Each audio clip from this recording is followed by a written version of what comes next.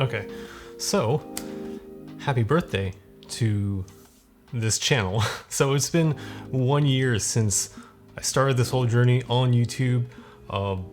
Definitely a lot has changed, and I'm not just talking about the obvious here. Now, to start off, I'm usually not one to make a big deal about birthdays at all. I mean, mine was last week and all I did was sit home, eat ice cream, and watch Gemini Man. Now, pro tip, don't watch Gemini Man, it's not good. But my movie recommendations are far from the point of this video. The whole point here is that I wanted to thank you guys. Thanks for watching any of my videos within the last year, for subscribing, for commenting, for leaving any sort of message or like or anything throughout this whole journey, because it's been really fun, really challenging at times, but thanks to the support of people like you, as cliche as it sounds, the support of you guys and this community that we've kind of built, I feel like it's all been worth it. The whole reason I started this channel to begin with was because I wanted to tell stories about the city that go beyond just the typical travel guide stuff. I wanted to show people the San Francisco that I was familiar with, that I knew, and that wasn't really seen in like top 10 lists or anything like that. You know, just what the city feels like to me. And so I wanted to do something for this 1 year, even though I did miss the anniversary by about a month. It's my channel, I can do what I want, and what I want to do is go through some of the videos, maybe talk a little bit about behind the scenes stuff, maybe go a little earlier on and kind of give context to certain things that might have happened. I'm also going to answer some questions that I fielded on Instagram and on YouTube, and also going to talk about things I'd love to do in the future. So let's get to it. So I think the first video I kind of want to go over and look back on is the Clement Street video, because that technically was kind of my first big video. It was the first video that got kind of neighborhood attention, and which kind of opened the doors up to talking with a lot of these people within the community. I said this before in that I don't want my videos to be this travelogue type thing where people can just say, well, what are the top 5 places to go in the city? And you would find my videos there. I kind of want to go a little bit beyond that and talk about places that I just really enjoyed myself. And one of those places included New Maewa Supermarket, which was the first place I visited in the video. The one thing I didn't realize is that most places on Clement Street aren't very kind to cameras in their stores. And I totally get that. I usually don't film anywhere unless I ask the people running it if it's okay for me to film inside here for a video. And most of the time they do say yes. But when it comes to places where I can't really communicate that I'm trying to do something that's beneficial, maybe for them as well as me, it gets a little bit lost in translation, and a lot of times they just kind of say no. But regardless, if you're in the neighborhood, go to New Maewa. They have tons of good stuff. And so the next video I'll talk about is from last year as well, and that was about the Balboa Theater and the 4-star. And that was fun not just because I was allowed to film inside the theater, shoutouts to Harry and Adam for the Balboa for making that happen, but because it happened to be around the holiday season, in which they were also doing some live concerts as well. And, you know, just having the theater be seen in such a different way, I feel really helped kind of change the video a little bit, for the better, that is. Okay, so the next one is the Internet Archive video. And if you haven't seen that one, it's probably one of my favorites because of the intro. I think it's the most fun I've had making an intro for any of my videos so far.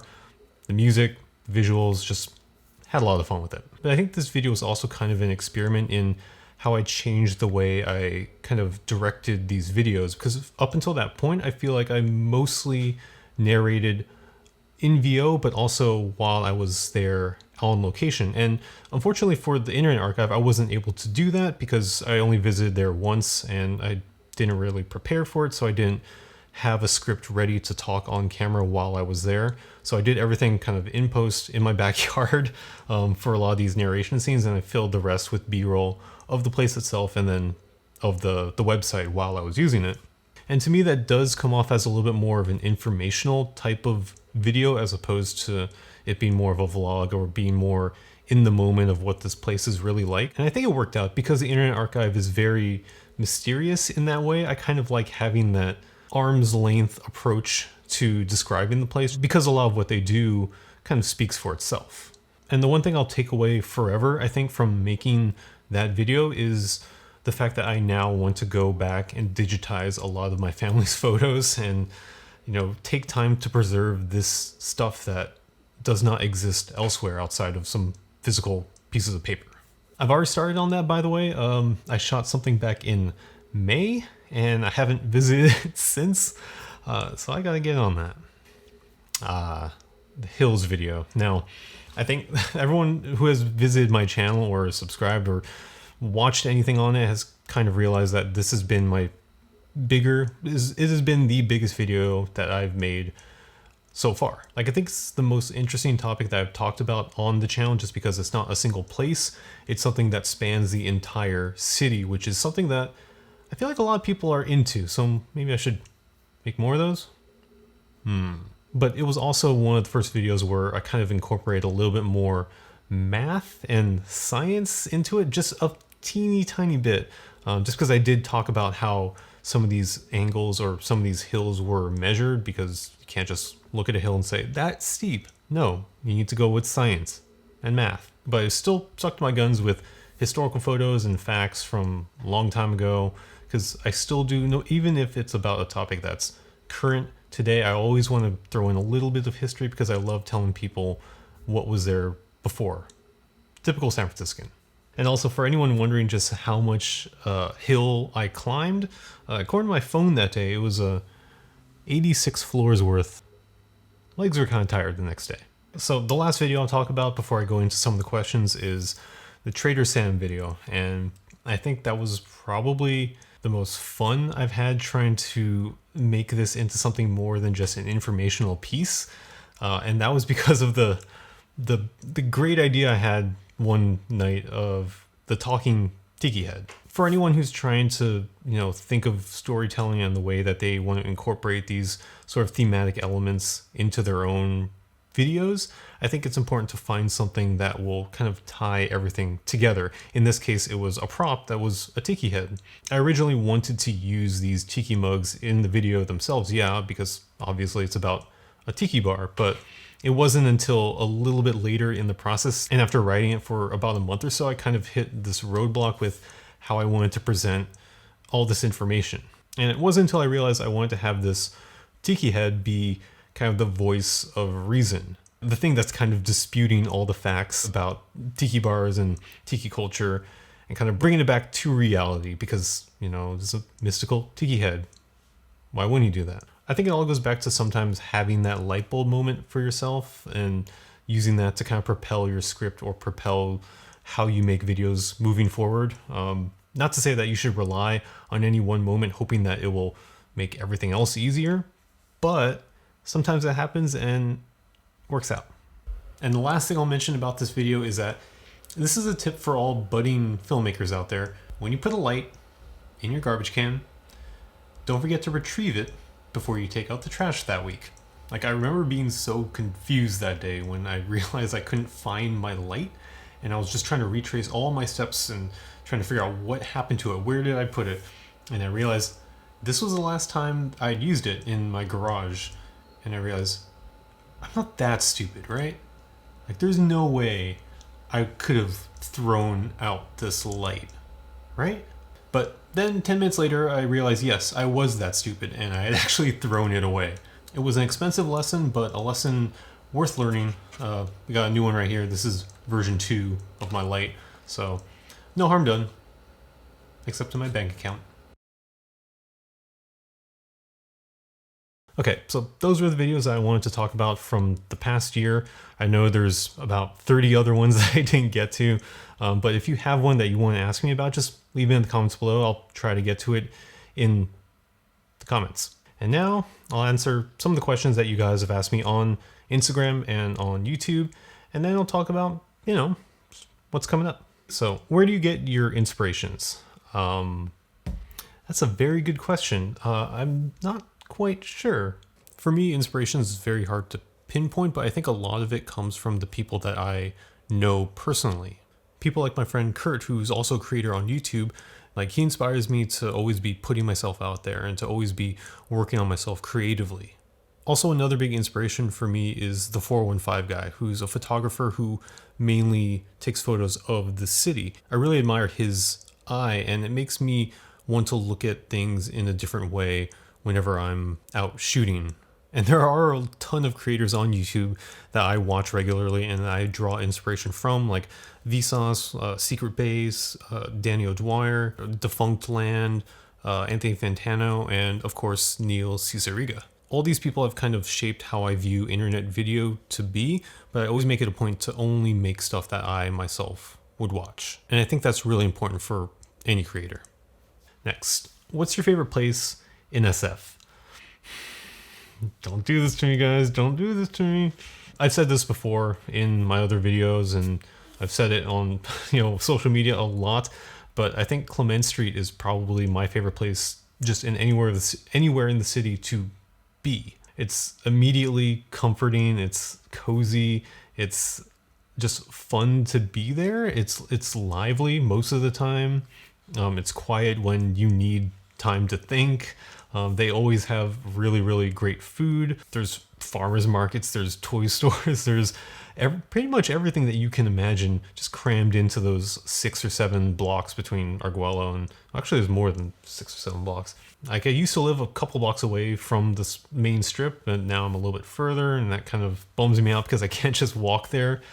But it's still my favorite place to visit out of anywhere in the city. So far, like eventually I'll probably in the next year find a new place and maybe that'll become my favorite, or stuff like that always tends to change. So I'll say for now, Clement Street. Joey, would you consider doing a video on Muni? Love the announcements on the bus. Actually, yes. I will say yes, I am considering doing that. I have written some of a video.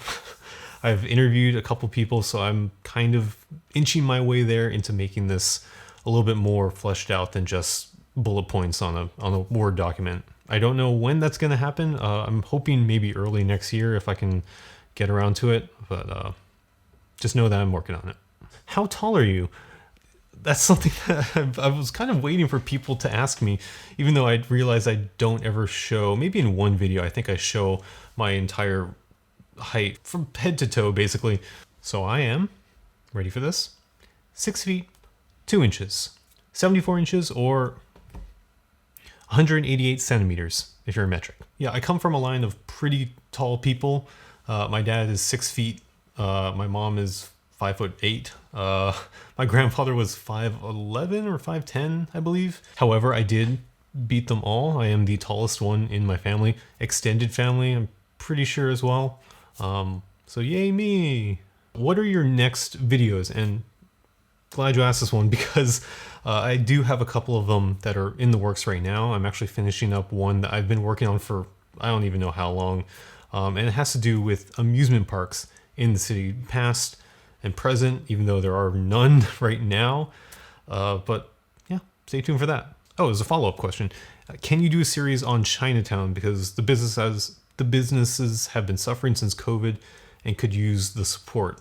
I really would want to do something on Chinatown just because it's a place that I kind of grew up near. I didn't grow up in it, but I do have a lot of connection to that place just because I visited it so many times during my childhood. And it just so happens that my dad is also a very significant figure within Chinatown, which makes making a video about it also a lot more complex in a way. Like it's going to be a lot more than just what are the 10 best dim sum places in Chinatown or what are the best places to eat. I love food, but those aren't the videos I'm really trying to make. I want to make something that asks, what does Chinatown mean to me, and what is its importance in my life? And I think that's going to take a little bit more time. That's not to say I won't do it. Eventually I'll get around to it, but it's going to take some time. So what do you think of outdoor dining in the city? Which places have closed permanently, changed the neighborhood? Are there any positives to the changes? So that is a very multi-tiered question, Ryan. Thanks for asking it, by the way. And I'll answer the first one. And I do think that outdoor dining in the city is beneficial. It's really, really helped the city and especially the commercial corridors in each neighborhood feel a lot more lively than they used to. Because now instead of people being inside restaurants, they're still there, except everyone is outside and visible. So I think just the idea of most places having seating outside kind of increases the chance for this community interaction. And that's something that's really cool to see. But as far as which places that have closed have changed the neighborhoods for better or for worse, that's my God, that's really tough to say right now. I feel like it's hard to talk about the damage that these closures will have until we're maybe a year or two out from it, and we realize these holes that COVID has left in our communities can't ever be filled. I think the best thing that we can do now is support the businesses that are still open and do give us a lot of value with their presence. Hi Joey, thanks so much for what you do. Have you considered doing more SF food-based videos? Would love to see a video on crab rolls, sourdough, Dutch crunch, or even SF packaged foods like rice-a-roni and itsits. Yeah, it's something that I've considered for a while. I was thinking more about those types of food videos when I initially started this channel. Mostly because I know that people love watching other people eat food. I don't know if I can cover it the same way that most people do, because how I make my videos is that I don't just try to talk about the food and tell you the place and say go there. I want it to give a little bit more of a reason why you want to even care about this. So that includes finding things about the place itself, about its history, and finding some connective tissue to make this more than just, like top 10 eats in the city. Because honestly, people have done those to death, and you can watch anyone else and they will probably do it way better than I could, just because I don't like eating in front of the camera all that much. But if we're talking about something like an Unwrapped-esque video about something like Itsits or rice-a-roni, I think that could be a really cool thing to talk about history and stuff, and that's kind of my jam, so I'll think about it. Hi Joey, I've loved the videos you make so far. Thanks for making them. I live in Potrero Hill in SF, and I rarely hear anyone talk about the neighborhood. Wondering if you knew anything about the history of Potrero or have any thoughts about it in general. That's a great question, because I really do like the neighborhood. I'm there pretty often. I used to go down there for dinner a lot. I used to go down there for shows at Bottom of the Hill. And I think the area has changed quite a bit to a point where it would be interesting to do something about like a retrospective of maybe a timeline of Potrero Hill, what it looked like in 1990 versus 2020. Like those 30 years changed that neighborhood a whole lot, and I think it would be interesting to see its transformation. I almost want to say it's the Richmond district of the eastern side of the city, where places like Soma, places like the Mission and North Beach, they get all the attention, but Potrero Hill, just because it's kind of industrial and a little far out of the way, not a lot of people think about it. And again, I do want to broaden this channel to be more than just about the Richmond district and the western side, because while I do love it here and I live here and I know it the best, there's so much to the city. Like it's ridiculous for me to even think about only staying on that side or in that neighborhood when there's so much stuff out there. So Potrero Hill, coming for you. This is quite off topic, but it is a question. I live in Canada and in a city, the 10th floor of an apartment building. As it gets colder, I wonder whether providing pigeon-appropriate shelters may help in the cold weather, in addition to the bath, watering station, and seeds I set out for them. I have looked around and can't find anything pigeon-specific.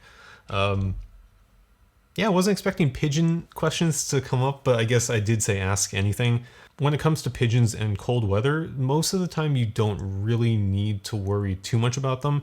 They're pretty hardy and can find really warm places for them, themselves and their mate and their children, chicks, little baby pigeons. So if you've ever worn a big puffy down jacket and that's kept you warm during the winter, think about putting 5 of those on, and that's basically what it's like for pigeons in the wintertime, because they can fluff up, they can suck their heads into their neck like that. As long as they're not exposed to the elements like in the snow and in the rain, directly in the wind, usually they'll find a little alcove underneath a ledge or something like that, so they'll be just fine. So the last question I'll answer for this video is, what do you hope to accomplish next year? I'm hoping to do quite a bit. If you actually look back here on my post-it board, I had a note that I wanted to make a video about the sunset, which I have not gotten to yet. I will eventually do that someday. There's another one right here. This is just spoilers for everyone, but I wanted to make a video about foghorns in the city because they keep me up at night when they blare out from just a mile away. And I think next year, out of all the videos that I want to talk about and I want to make, is this one. So I want to talk about Isleton, and if you don't know what Isleton is or where Isleton is, I don't blame you, because it's this incredibly small town over near Stockton. It's not even the Bay Area anymore. It's the Delta, the Valley, all the way inland. But that is a place where my grandfather and his family grew up, and going back there and kind of rediscovering that and figuring out what it is about the town that made a lot of Asian people kind of flock to it during the 20s and 30s. Like, I know that there's more to Isleton than just it being a farming town. And I really want to dig into that. I feel like I've been sitting on this idea for over 4 years now before I ever decided to start this channel, before I ever really got back into making videos at all. So I really hope that I'll be able to do that next year. So that's it. That's the last question. Happy anniversary to this channel. Again, a month late, but who cares? Shh. If you had any more comments or questions for me about the channel or about this past year on any video, it could be about Pigeons, it could be about Clement Street, it can be about the Golden Gate Bridge, whatever it may be, just leave it in the comments below and I'll get to them.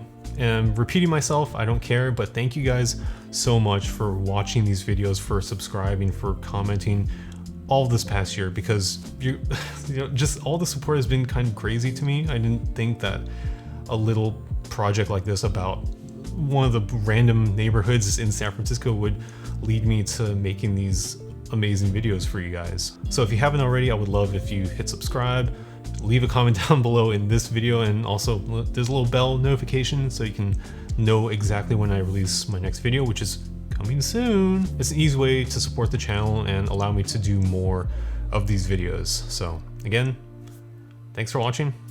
I'll see you at the next spot.